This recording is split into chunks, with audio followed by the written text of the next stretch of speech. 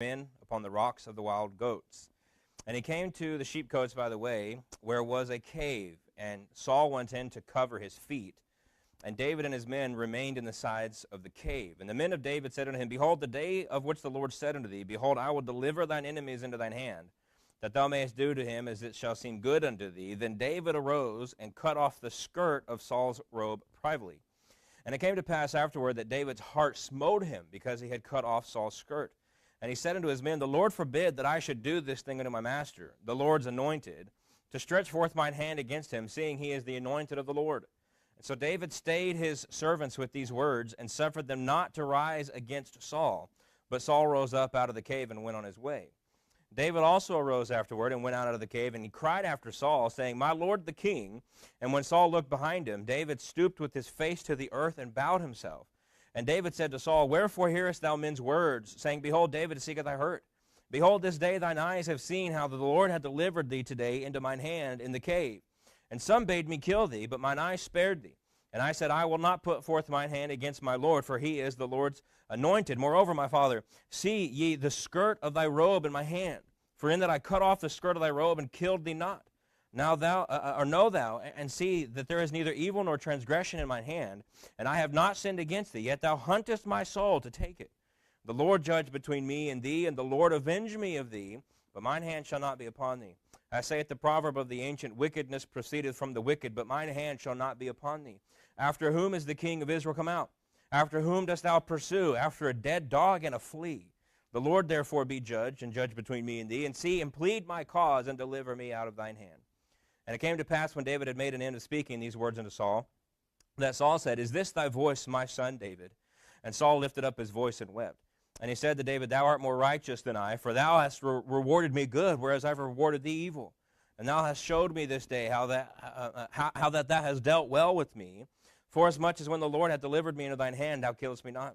For if a man find his enemy, will he let him go well away? Wherefore the Lord reward thee good for that thou hast done unto me this day. And now, behold, I know well that thou shalt surely be king, and that the kingdom of Israel shall be established in thine hand. Swear now therefore unto me by the Lord, that thou wilt not cut off my seed after me, and that thou wilt not destroy my name out of thy father's house.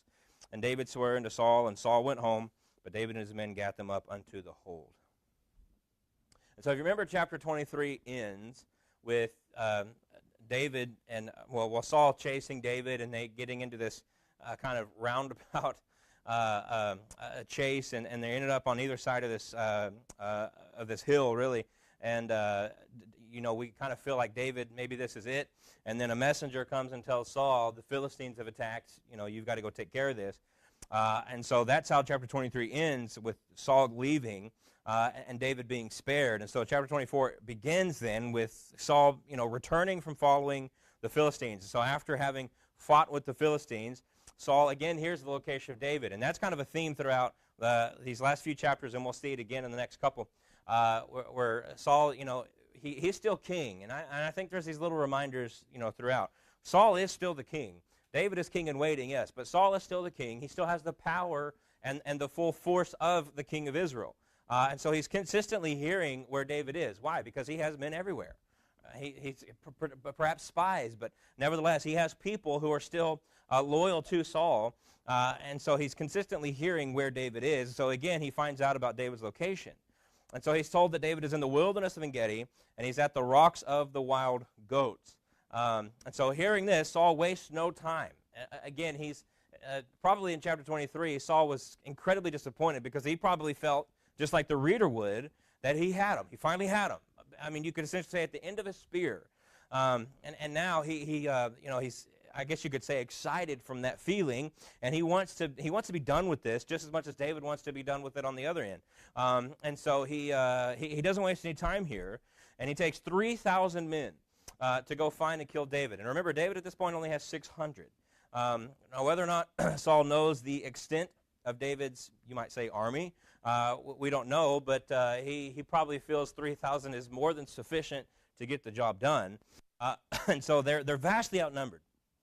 And so the scene is set up rather quickly here, within the first 3 verses. And so he finds out where David is. He grabs 3,000 men, and you can be sure that these are 3,000 tested soldiers. These are going to be killing machines. Okay, these are men who are prepared to do whatever Saul said at the drop of a hat. They would have no qualms about killing David. And so he takes these 3,000 men, and then within verse 3, Saul enters into this cave not knowing that that is the exact cave where David and his men are currently hiding. Now the text says, and I won't belabor this point, but the text says, verse 3, that Saul goes in to cover his feet. That's a colloquial way to say he goes in to use the bathroom. Okay, and so this is what Saul did. This is why he goes in alone. He doesn't need his 3,000 soldiers to come in and help him do this. He's quite capable of doing this himself. And so he goes in by himself. And as he's using the restroom, again, David and his men are in there. Now, you have to understand also that if David and his men had been in that cave for some time, which that's the assumption, their eyes are well adjusted to the darkness. Saul, having just entered into the cave, really can't see anything at all. I mean, this is a well-known phenomenon. If you walk into a dark room, you can't see anything, but over time your eyes adjust and you can kind of see better. Which, interesting fact, is historically why pirates actually wore the eye patch. That's why they wore the eye patch, so that if they ever started fighting in a dark area, they would just switch that eye patch to the other eye, and now this eye is adjusted to the darkness and they could see. And so, I don't know what just made me think of that, but that's just a historical fact. And so Saul can't see what's going on. David and his men see Saul, and you can imagine, again, the author does such a good job here. You can imagine Saul and his men just getting wide-eyed and, in shock almost. Here's Saul coming in alone, and you could say incapacitated. He doesn't have the ability to fight back. He can't defend himself in the position that he's in. And so David and his men are probably shocked. They almost as if they're gleeful. Obviously, and we'll talk about this, David's men obviously feel like, well, clearly God has brought David, and he's delivered, he's delivered Saul up to you on just a golden platter. You couldn't ask for a better situation. This is going to be the easiest and swiftest end to this matter than we could have ever have dreamed. There's not going to be this long, drawn-out, bloody fight between us and 3,000 of Saul's men. He's just right there. Go take care of him. And so the scene is set up, to me, as dramatic as any modern thriller. Right? I mean, this is how the author is writing. He does such a masterful job of it. And so Saul was in their cave. Again, doesn't know that they're there. He can't defend himself. Now, immediately, his men try to persuade him. All right? And so this is the difference between David and those whom he's kind of lord over at this particular point. The men tell David, "Behold, the day which the Lord said unto thee, Behold, I will deliver thine enemy into thine hand, that thou mayest do to him as it shall seem good unto thee." Now, we have no record of God ever saying this. We have no record of God ever telling David, hey, there's going to come a time where I'm going to deliver up your enemy, and you just do whatever you want. That is unlikely that God ever actually said this. And so what seems to be the case is that David's men are just trying to persuade him. Hey, we'll try to use some language here that David might think God would say, and this will persuade him. And again, think about it from their perspective. They have, to their credit, left the wicked King Saul and have dedicated their lives really to following the new king, David. And so here they just want to put an end to this. And from their perspective, if Saul's gone, then David can be king. All this craziness and all the wickedness of Saul, it's over. The nation can be healed, and there can be reconciliation amongst the people, and there can be good in Israel again. And so I try to understand this from their perspective, and I can see why they say what they say. But that doesn't dismiss the fact that this is more than likely, at the very least, a deceptive statement. Again, it's highly unlikely that God ever actually said this. And so what we understand is what David will go to understand. Vengeance is the Lord's. God doesn't deliver you your enemy so that you can get vengeance. Vengeance is the Lord's. And so David, I think, knows this. And so what happens then, and again, picture this in your mind. Saul there incapacitated, David and his men there full, being able to completely see what's going on while Saul can't. David getting up after his men tell him, hey, essentially, go take care of this. Go kill him. And David rises, and that's what the text tells us. It says that at the end of verse 4, then David arose. And so, his men are talking to him, and they see David get up, and you can sense they're all excited. This is it. It's finally going to happen. This is all finally going to be over. And David sneaks over to Saul, and then instead of killing Saul, at the end of verse 4, it says, cuts the skirt off of Saul's robe. That's not what they expected. That's not what they thought was going to happen. And so, why does he do this? Now, before talking about that, robes have been used symbolically in 1 Samuel a couple of times already. Back in chapter 15, Saul, he's pleading with Samuel after Samuel has said, God's rejected you. Saul is pleading with Samuel, and he grabs hold of Samuel as Samuel's trying to leave, and the text says that it rents the robe of Samuel. And then Samuel turns around and uses that as a symbolic way to say, as my robe has just been rent, God has rent the kingdom away from you. Right? And so this was a symbolic usage of that. In chapter 18, you remember a couple chapters ago, Jonathan removes his robe and he places it upon David. And we talked about that as a symbolic way to say, even though I, as the king's son, am the rightful heir to the throne, I'm removing this vestment of royalty, you could say, and I'm placing it upon you because I recognize your position. Right? I'm not the rightful heir. You are. And so that was a symbolic use of that robe. I see that here as well. And so I think Saul is shown not only David's ability to have taken his life, which that's the clear application of this, and David will use that in just a moment, but also I think it's David's recognition of the end of Saul's kingdom and the beginning of his own. Right? Again, this isn't just any robe that he cuts. This is the robe of the king. This has royal apparel. This has royal symbology on it.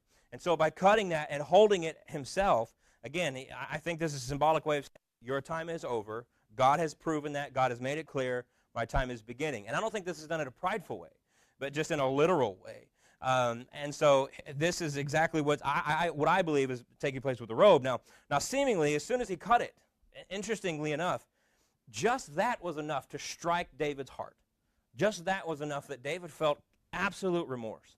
And so verse 5, it says, and it came to pass afterward that David's heart smote him because he had cut off Saul's skirt. Didn't even take his life. Didn't harm him physically at all. But that was enough where David felt, I have gone against the anointed man of God. All right? And so there's a lot to learn from this. Now, as much, and think about this from David's perspective, as much as Saul had put him through, I mean, we're talking about now a long time of David fleeing for his life. We're talking about multiple times sitting at Saul's table and Saul throwing a spear at him to kill him. And David having to flee his own home. David having to stow his parents away because he was afraid that Saul's going to go kill his parents. Right? Everything that David has been put through by Saul, just this one small act of cutting his robe, it smote his heart, to use the language of the scripture here. And so David recognized the position that he was in was a position ordained by God. Right? Samuel had anointed this man king. God had chosen Samuel from amongst the nation, or sorry, not Samuel, but Saul. God had chosen Saul from amongst the nation to be king. Right? I mean, I don't remember exact which chapter it was, but several chapters ago, remember Samuel has the whole nation gathered together, and he takes the tribe by lot, and he takes the family by lot, and he chooses Saul, and he anoints Saul publicly in front of the whole nation. What is he doing? This is God's doing. This is a similar situation to what we're in now. Obviously, we don't have to agree with everything that our government does. In fact, there's very few things our government does that I do agree with. But I, as a Christian, have to recognize that the powers that be are ordained of God. Romans 13 makes this abundantly clear. As Christians, we have to recognize the position that they're in. What does this mean? Well, just use recent events. As wicked as Joe Biden is, and let's just be real, as wicked of a man as Joe Biden is, and let's just even be more real, as wicked as the people around Joe Biden are, because Joe Biden doesn't even know where he is. He's not running this country. As wicked as the people who are actually controlling Joe Biden are, let's just put it that way, I have no right to take it upon myself to go kill that man. I have no right to take it upon myself to do harm to him. Even though if I feel if I just took out Joe Biden, I would be doing this country a massive favor. That's God's anointed. I don't have to like it. I don't have to agree with it. But I do recognize his position. And I do recognize that he's there because God put him there. And when it's time for him to come down, it will be because God says it's time for him to come down. And it will not be in my hands to do it. Now, do I go vote? Yes. And God can use that to be the means to take him down. But, you know, this is a similar situation where David feels, I'm trying to, even though God has already anointed David as the next king, And even though David knows, and God has made it clear, and will make it even more clear in this chapter, David knows he's going to be the next king. It's been made known to him through many different ways already. It is not within the hands of David to force the situation and say, well, I'm going to be the king anyways. What difference does it make if I kill him now and I'm king now, or if it takes 10 more years and I'm king in 10 years? What difference does it make if I'm supposed to be the one on the throne? No, David recognizes the position of Saul. And so to go against Saul, even in as small a manner as to cut the end of his robe, to go against Saul was in a sense to go against God. And he was not going to allow himself to do that. He was not going to go against the anointed man of God. And so again, it says, this is one of those situations where, man, we might wish there was another way. We might wish there was another way to go about things. But the Scripture is clear on this, and there's no getting around this, that the powers that be, and again, go read Romans 13, the powers that be are ordained of God. Now, I will say this as well. Even though they're ordained of God, they're certainly not doing the things that they ought to be doing in the position God placed them. But that doesn't mean that God didn't place them there. So nevertheless, let's move on. And so yes, again, David had been anointed to be the next king, but until God put David on the throne, David was not going to be the means of Saul's exit. He was not going to physically harm him. He was not going to come against him in such a way to say, well, this is God's plan. Let's just go ahead and do it on my time. Right? David's not going to do that. David says, Yahweh's will must be achieved in Yahweh's way. The end that God has ordained must be reached by the means that God approves. Patience is one of the hardest things for us as Christians. It's really hard let's just put it this way. I have told people this for years now. I fully believe that God has a tremendous will and plan for Grace Baptist Church. I believe that. I wouldn't still be here if I didn't. I do believe that. But it is hard sometimes to think, well, God, what are we waiting on? Let's go. Let's get this going. But it's not my timing that matters. God didn't have a creative will for Grace Baptist and say, well, let's see when James wants it to happen. I have to sit back and I have to be patient. And so, again, that doesn't mean that I have to just sit back and do nothing, right, and say, well, God is going to do what he wants to do when he wants to do it. No, I still have to be involved in my Christian obedience, involved in doing the things I'm supposed to be doing. But I can't force the hand of God. I can't.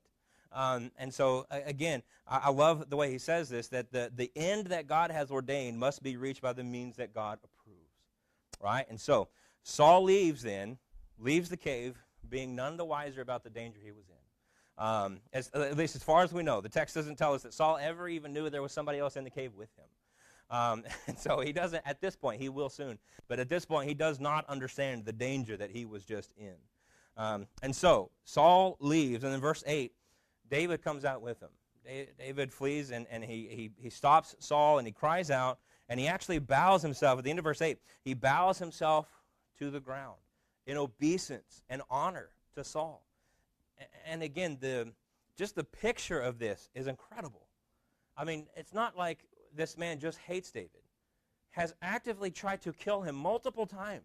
Has been searching and seeking for him to kill him multiple times. And yet here David falls on his face before him. I mean, what does that do if not give Saul another very easy opportunity to just walk up and kill him right there? But David falls on his face, and he's being obedient, and he's showing honor to the position of the king. And this is why, again, I'll say, if ever I had the opportunity, which obviously I won't, but if ever I had the opportunity to meet President Biden, you know what I'd do? I would shake his hand. That's what I would do. I would show honor to the position that he's in. Now, if he asked me if I agreed with him, I would very clearly tell them I do not. And I would tell him how I feel. But that doesn't mean I'm going to sit there and dishonor the position that he's in. That's just not what I would do. And so David comes out and he cries out, "My Lord the King." David's king in waiting, but Saul is still king. And David asks him in verse 9, essentially says, why are you listening to all these other people out there saying, I want to hurt you? Why are you allowing that into your life when you know that's not true? Right? And so obviously we know that that's not all that's involved. Saul has this evil spirit, and we understand that's been provoking him. But David, he says, why are you listening to all this? And this is another good point, and I should have put this in here. This is another good point. If somebody comes to us and says, hey, so-and-so has been saying X, Y, and Z about you, the first thing we need to do is not, how dare they? The first thing we need to do is go to that person and say, is this true? That's the first thing we need to do, right? Don't get involved in the second, third hand. Go to the source. Go to that individual. And so Saul here apparently had been listening to all these other people, feeding into the jealousy that already existed. And at this point, Saul didn't even really care if it was true. And he's about to be proved, very vividly that it wasn't true. But Saul was allowing all that to feed into the hatred that he already had for David. And so David just says, why are you listening to all this? Obviously, he was about to prove all that false, but God had delivered Saul into the hand of David, and even David's own men were telling him, go kill him. Just go end it. Go kill him. But he spared his life, refusing to touch the Lord's anointed. And then David shows the proof. Saul, if you don't believe me, here's the proof. Look at your robe. I guarantee you what I'm holding will match that piece that's missing, right? I can prove that I had your life in my hands, and I didn't take it. This was proof that Saul could not argue. David says, know thou and see that there is neither evil nor transgression in my hand, and I have not sinned against thee, yet thou huntest my soul to take it. And so this is, again, this is not, this is the way I said, this is not evidence that Saul could disagree with. He could listen to all the people, saying things in his ear. He could listen to all the negative things. He can't deny the robe in the hand of David. Can't deny that. And then David appeals to God. Twice in this, just a couple of maybe 3 or 4 verses, twice David says, the Lord judge between me and thee. This is another way to say, vengeance is the Lord's. This is what Paul is going to tell the Romans, is what David is telling Saul thousands of years before. The Lord judge between me and thee. It would ultimately be God who avenged David. David was not going to do it himself. This is why I say earlier that what David's men told him was not something God actually said. God doesn't say, I'm going to deliver you your enemies so you can do what you want with them. No, consistently, go read the Psalms, particularly the Psalms that David wrote. And what do we read? That I will crush your enemies. Right? That's what God says. I will take care of your enemies. Not, let me deliver them and you do what you want with them. That's never what we see God say. David would not be like the wicked. Now, I like that David said this, because this is not just a true statement. He's saying that literally. I'm not going to do what the wicked do. But by saying that, what he's saying in essence is, I'm not going to do what you've been doing. That's what he's saying. All right? This is a true statement in and of itself, but this is an indictment of the actions of Saul. That's what David is saying. You have been acting wickedly. I have done you no wrong. I have not come against you in any way. Even in the chances that I had to come against you and was being told to come against you, I refused. I didn't do it. And so you've been the one acting wickedly. And so Saul, and this is such an interesting verse 14, Saul, with the power of the king, as we talked about earlier, with the power of the king was coming after a dog and a flea. This is what David is saying. He says, I'm nothing, right? I'm nothing but a dead dog. I'm nothing but a flea. Why are you as king concerned about a flea? Right? You've got so many other things to be worried about. You've got a nation to run, right? Essentially what he's saying, I am no more a threat to you than a flea is a threat to you. I am no more a threat to you than a dead dog is a threat to you. You don't have to worry if a dead dog's going to come put a spear in your heart at night. Neither do you have to worry about that with me. I had my opportunity and I didn't do it. Right? And so that's essentially what David is saying. And so David would do no such thing, and he would allow God to plead my cause and deliver me out of thine hand. When the time for deliverance comes, Saul, you can be sure it won't be me that does it. It will be God. And that time is coming soon in the book of 1 Samuel. Now, interestingly enough, starting with verse 16 of Saul's response. And Saul says, verse 16, it says, it came to pass when David had made an end of speaking these words that Saul said, is this thy voice, my son David? Now, if you have been paying attention over the last several chapters, now really since the time that David killed Goliath, for the last several chapters, Saul has never used his name. Every time Saul has referred to David, he said the son of Jesse. He hasn't even been using his name. Well, now Saul's heart has been pricked. Saul has seen the physical evidence of David's compassion. And he can't deny this. And so he finally, for the first time in a long time, says, is this my voice, my son David? And one thing that does kind of get missed a little bit is, because obviously the Bible's not telling us every minute of David's life. We have no idea how many times David had to come in and play the harp when Saul was having one of his, fits of rage or lunacy or whatever you want to call it. We have no idea how many hours that David and Saul have spent together.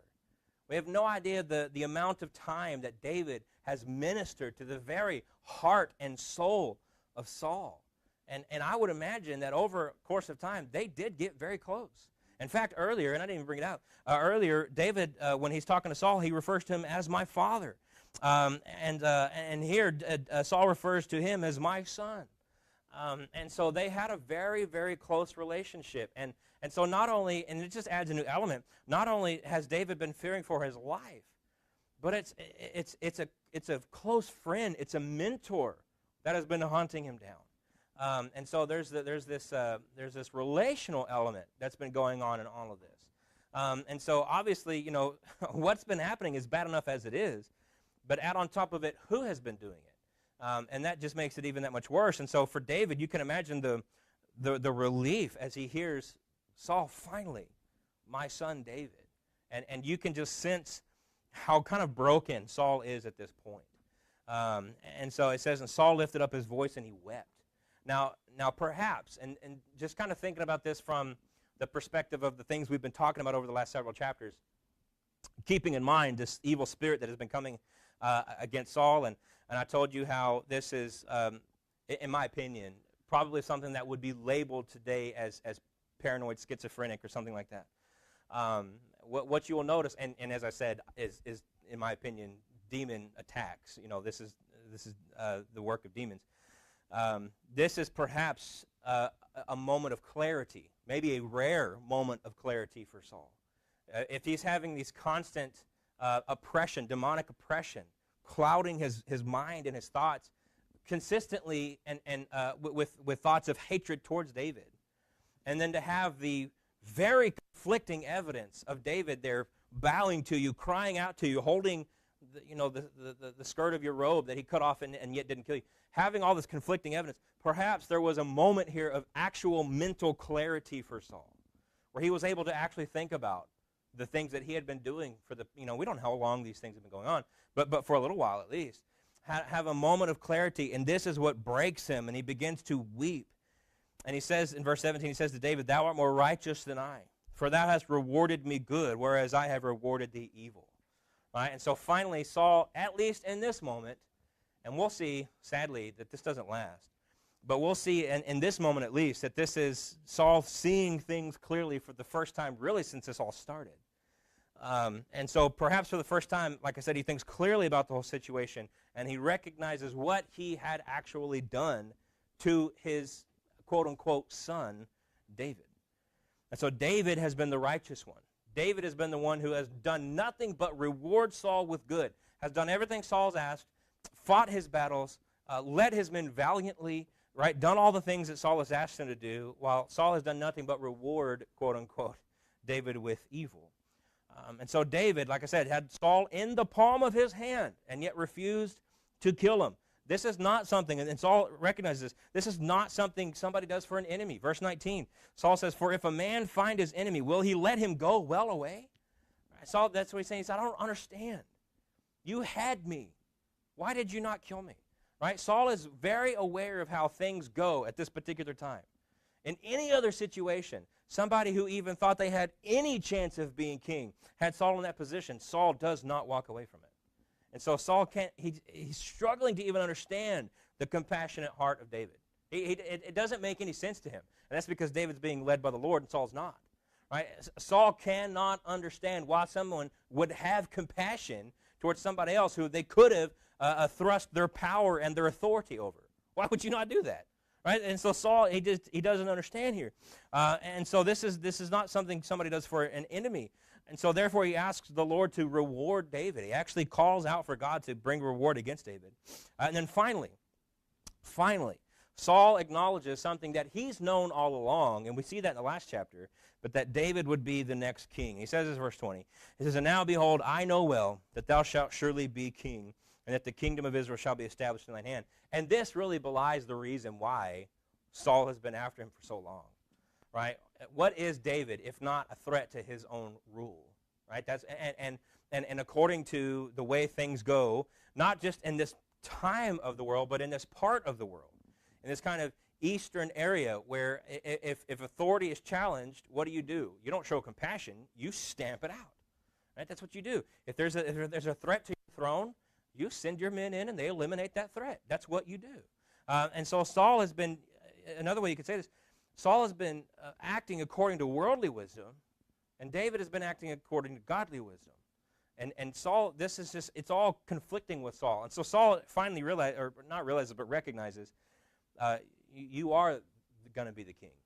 God has made that clear. and think about it from Saul's perspective as well.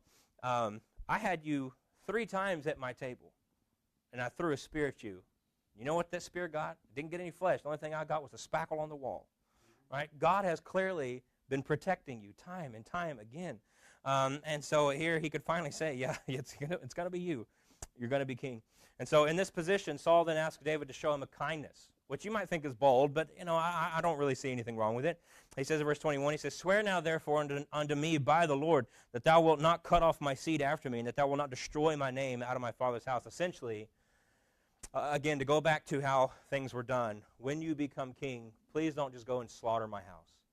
Right? And we might think, well, why in the world would he ask for such a thing? Because that's how it was done. And we'll see this as we get into particularly the Kings and the Chronicles. It happens in Israel's history quite a lot. Somebody who was king, instead of their child becoming the next king, somebody else is king. Well, I don't want their child making a claim to the throne, so we wipe out the whole household. Right? That's how things were done. And so Saul is basically saying, David, please don't do that. Now, again, Saul is aware that this is how things were typically done. And nobody, let me say this, not a single person in Israel would have thought anything if David had done so. Not a single person in Israel would have thought David shouldn't have done that. No, it's just how things were done.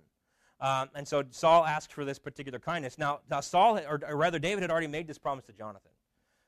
Now, at that point when they made that covenant, Jonathan was going to be David's next right-hand man. He was going to be second in command. As we talked about then, unfortunately, Jonathan's not going to live to see that come to pass.